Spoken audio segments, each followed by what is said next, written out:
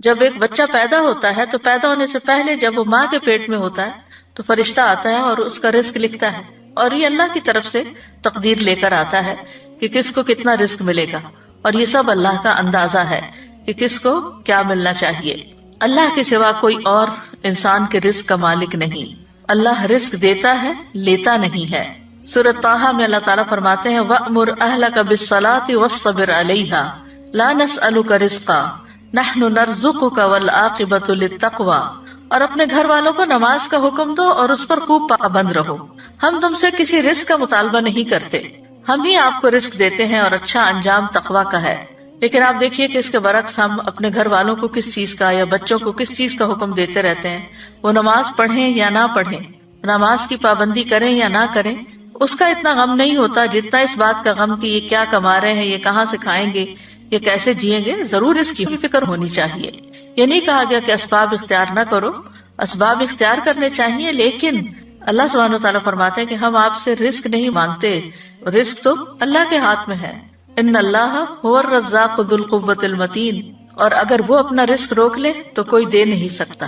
امن هذا الذی یرزقکم ان امسک رزقہ بل لجوا فی عتو ونفور، یا وہ کون ہے جو تمہیں رزق دے اگر وہ اپنا رزق روک لے، بلکہ وہ سرکشی اور بدکنے پر اڑے ہوئے ہیں۔ تو جب انسان کو یہ یقین ہو جاتا ہے کہ رازق اللہ ہے تو پھر انسان رزق کی تنگی میں اسی کی طرف رجوع کرتا ہے، ورنہ وہ انسانوں کو یہ سمجھتا ہے کہ یہ میرے رازق ہیں تو پھر وہ ان کی چاکری پہ لگ جاتا ہے اور ان کی خوشامد پہ لگ جاتا ہے کہ شاید یہی جاب دیں گے تو جاب ہوگی، یا یہ تعاون کریں گے تو ہی رزق ملے گا، جبکہ رزق جو ہے وہ اللہ کے ذمہ ہے۔ اللہ تعالیٰ فرماتے قل ارأیتم ان اصبح ماؤکم غورا فمن یأتیکم بماء معین، کہہ دو کیا تم نے دیکھا اگر تمہارا پانی گہرا چلا جائے تو کون ہے جو تمہیں بہتا ہوا پانی لا کر دے۔ یعنی رزق کے جتنے بھی سورسز ہیں وہ اللہ کے ہاتھ میں ہیں، اور وہ بندوں کی ضرورت کے مطابق ان کو نکالتا رہتا ہے، اور پھر جس کو جیسا چاہتا ہے، جتنا چاہتا ہے رزق دیتا ہے، جس کو چاہتا ہے وافر دیتا ہے، جس پہ چاہتا ہے تنگ کر دیتا ہے۔ سورۃ ذاریات میں آتا ہے ان اللہ هو الرزاق ذو القوة المتین، بے شک اللہ ہی بے حد رزق دینے والا، طاقت والا، نہایت مضبوط ہے، اور رزق کے معاملے میں کوئی بھی اللہ کو عاجز کرنے والا نہیں۔ یعنی اگر اللہ تعالیٰ دینا چاہے کسی کو تو کوئی روک نہیں سکتا، اور اگر وہ روک دے تو کوئی دے نہیں سکتا۔ قرآن مجید میں آتا ہے ان ھذا لرزقنا ما لہ من نفاد، بلا شبہ یقیناً یہ ہمارا رزق ہے جس کے لیے کسی صورت ختم ہونا نہیں ہے۔ دنیا میں بھی جب تک مخلوقات زندہ ہے رزق آتا رہے گا، اور جنت میں جانے کے بعد تو جنت کا رزق کبھی ختم ہوگا ہی نہیں۔ رزق کے معاملے میں یہ بھی یاد رہے کہ اللہ سبحانہ وتعالیٰ اپنے نافرمانوں کو بھی رزق دیتا ہے، یعنی اگرچہ تقویٰ سے اور توکل سے یعنی کہ رزق کی کنجیاں ہیں کئی ایک، لیکن جو نافرمانی کرتے ہیں دنیا کی اس محدود زندگی میں، چونکہ وہ اللہ کی مخلوق ہے، اللہ نے ان کو پیدا کیا ہے، تو اللہ تعالیٰ ان کو رزق بھی عطا کرتا ہے، ان کی نافرمانیوں کے باوجود بھی انہیں رزق دیتا ہے۔ شیطان بھی اللہ ہی سے رزق مانگتا ہے، حالانکہ وہ اللہ کا دشمن ہے، لیکن رسول اللہ صلی اللہ علیہ وسلم نے فرمایا کہ ابلیس نے کہا اے میرے رب تو نے اپنی ساری مخلوق کا رزق واضح کر دیا ہے، تو میرا رزق کہاں ہے؟ اللہ نے فرمایا ہر وہ چیز جس پر میرا نام نہ لیا جائے اس رزق میں تم شامل ہو۔ پھر اسی طرح آسمان والوں کو بھی وہی رزق دیتا ہے اور زمین والوں کو بھی وہی رزق دیتا ہے۔ حاتم الاسم سے پوچھا گیا من این تاکلو، کہاں سے تم کھاتے ہو؟ یعنی تم کوئی کام کاروبار تو نہیں کرتے، کھاتے کہاں سے؟ قال من عند اللہ، کہنے لگا اللہ کے پاس سے۔ ان کو کہا گیا کیا اللہ تعالیٰ آسمان سے تمہارے لیے دینار اور درہم نازل فرمائیں گے؟ انہوں نے کہا کیا اللہ صرف آسمان ہی میں ہے؟ یہ زمین بھی اسی کی ہے اور یہ آسمان بھی اسی کا ہے، اگر وہ میرا رزق آسمان سے نہ دے گا تو زمین سے چلا کر میرے پاس لے آئے گا۔ وہ کہتے ہیں نا تمہارا آسمان سے اترے گا، بات یہ ہے کہ وہ زمین سے بھی لے آئے گا۔ پھر انہوں نے یہ شعر پڑھے وَكَيْفَ أَخَافُ الْفَقْرَ وَاللَّهُ رَازِقِي، میں فقر سے کیوں ڈروں جبکہ اللہ میرا رازق ہے۔ وَرَازِقُ هَذَا الْخَلْقِ فِي الْعُسْرِ وَالْيُسْرِ، تنگی اور آسانی میں اس مخلوق کا رازق وہی ہے۔ تکفل بالارزاق للخلق كلهم، اس نے ساری مخلوقات کے رزق کا ذمہ لے رکھا ہے۔ وما من دابۃ الا علی اللہ رزقها وللضب فی البیداء والحوت فی البحر، وہ گوہ کو صحرا میں رزق دیتا ہے اور مچھلی کو سمندر میں رزق دیتا ہے۔ اور پھر ہم دیکھیں کہ ہر مخلوق کی رزق کی ضرورت مختلف ہے، انسانوں میں سے بھی مختلف علاقوں کے رہنے والے لوگ مختلف طرح کی چیزیں کھاتے ہیں. اسی طرح پانی میں رہنے والے جانوروں کا رزق اور طرح ہے، خشکی والوں کا اور طرح، پرندوں کا اور طرح ہے، جنگلی جانوروں کا اور طرح ہے. پھر لوگوں کے ہاں پسند ناپسند بھی ہے، پھر ان کی ٹیسٹ کا بھی فرق ہے، کوئی مرچیں کھاتا ہے کوئی نہیں کھاتا. تو اسی کے مطابق اللہ سبحانہ وتعالیٰ نے اتنی ورائٹی پیدا کر دی ہے. اور یہ اتنی ورائٹی پیدا کرنے کا یہ مطلب نہیں کہ ہم ہر چیز ہی کھائیں، یہ ہر چیز ہمارے لیے بنی ہے. ہر ایک کی ضرورت کے مطابق اللہ تعالیٰ نے تقسیم کر رکھا ہے. کچھ لوگ کچھ چیزوں کو بالکل بھی نہیں کھا سکتے. ہم کہتے ہیں الرجی ہے، ٹھیک ہے الرجی ہوتی ہے، لیکن اصل میں تو پیچھے اللہ ہی کا اذن ہوتا ہے. وہ جس کو چاہے دے اور جس سے چاہے روک دے، جس کو چاہے وہ چیز کھانے دے اور جس سے چاہے وہ نہ کھانے دے. اور پھر اللہ وہاں سے رزق دیتا ہے جہاں سے بندہ گمان بھی نہیں کر سکتا.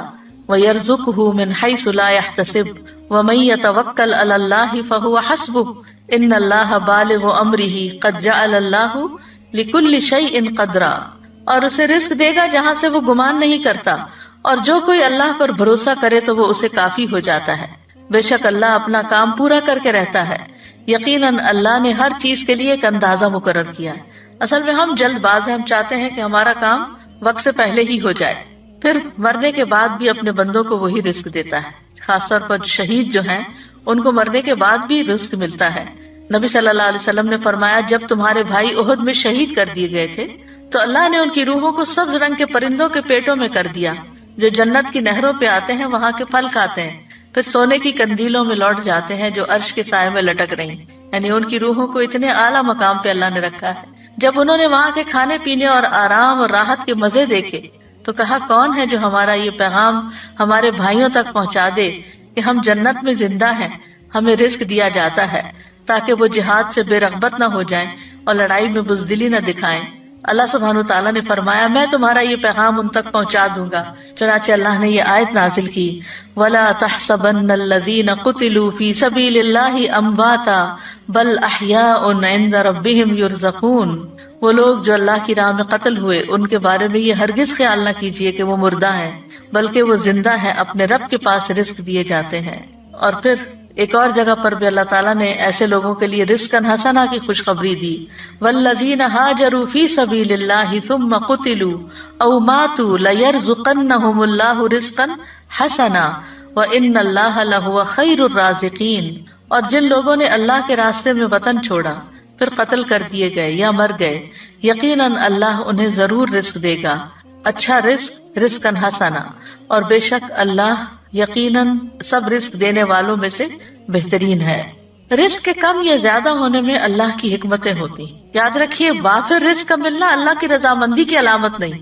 جب کسی کے پاس بہت آ جاتا ہے تو عموماً وہ اس خوش فہمی کا شکار ہو جاتا ہے کہ اللہ مجھ سے بہت راضی ہے. کبھی اللہ تعالیٰ گمراہ اور جاہل لوگوں کے رزق میں بہت اضافہ کر دیتا ہے، ان پر دنیا وسیع کر دیتا ہے، اور کبھی اہل ایمان پر رزق تنگ کر دیتا ہے. تو یہ نہیں سمجھا جانا چاہیے کہ جو کچھ ہمیں ملا ہے یہ زیادہ ملا ہے، یہ اللہ کی محبت یا چنے ہوئے ہونے کی دلیل ہے. اللہ دنیا اس کو بھی دیتا ہے جس سے وہ محبت کرتا ہے، اور اس کو بھی دیتا ہے جس سے وہ محبت نہیں کرتا، مگر ایمان صرف اس کو عطا کرتا ہے جس سے وہ محبت کرتا ہے. رزق کا گھٹنا بڑھنا جو ہے یہ اللہ کی طرف سے ایک امتحان ہے. جیسے اور بہت سی چیزوں میں امتحان ہے تو رزق کے معاملے میں بھی ایک امتحان ہے. فَأَمَّا الْإِنسَانُ إِذَا مَا ابْتَلَاهُ رَبُّهُ فَأَكْرَمَهُ وَنَعَّمَهُ فَيَقُولُ رَبِّي أَكْرَمَنِ وَأَمَّا إِذَا مَا ابْتَلَاهُ فَقَدَرَ عَلَيْهِ رِزْقَهُ فَيَقُولُ رَبِّي أَهَانَنِ. بس لیکن انسان جب اس کا رب اسے آزمائے پھر اسے عزت بخشے اور اسے نعمت دے تو کہتا ہے میرے رب نے مجھے عزت بخشی. لیکن جب وہ اسے آزمائے پھر اس پر اس کا رزق تنگ کر دے تو کہتا ہے میرے رب نے مجھے ذلیل کر دیا. تو اللہ سبحانہ وتعالیٰ کے اس فرمان سے بالکل واضح ہو رہا ہے کہ یہ رزق کا دیا جانا اور رزق کا لیا جانا دونوں ہی امتحان ہے. پھر یہ ہے کہ کبھی رزق کی کمی خیر کا باعث بھی ہوتی ہے اور کبھی وافر رزق خیر کا باعث ہوتا ہے، کیونکہ رزق کا وافر ہونا بہرحال آزمائش تو ہے، لیکن نیک انسان کے لیے اچھا مال خوش قسمتی کی علامت ہے، کیونکہ وہ اسے اچھے کاموں میں صرف کرتا ہے اور اس سے اس کے درجات اور بلند ہوتے ہیں. مومن ایسا نہیں ہوتا کہ جب اس کو زیادہ مال ملے تو وہ صرف اپنا معیار زندگی بڑھانے کی فکر کرے، بلکہ وہ ضرورت کے بعد دوسروں کا خیال رکھتا ہے. بعض اوقات رزق کا وافر ہونا سرکشی کا باعث بھی بن جاتا ہے، اس لیے اللہ سبحانہ وتعالیٰ ایک حد کے اندر ہی سب کو رزق دیتا ہے. وَلَوْ بَسَطَ اللَّهُ الرِّزْقَ لِعِبَادِهِ لَبَغَوْا فِي الْأَرْضِ وَلَكِنْ يُنَزِّلُ بِقَدَرٍ مَا يَشَاءُ إِنَّهُ بِعِبَادِهِ خَبِيرٌ بَصِيرٌ۔ اور اگر اللہ اپنے بندوں کے لیے رزق فراخ کر دیتا تو یقیناً وہ زمین میں سرکش ہو جاتے، لیکن وہ ایک اندازے کے ساتھ اتارتا ہے جتنا وہ چاہتا ہے،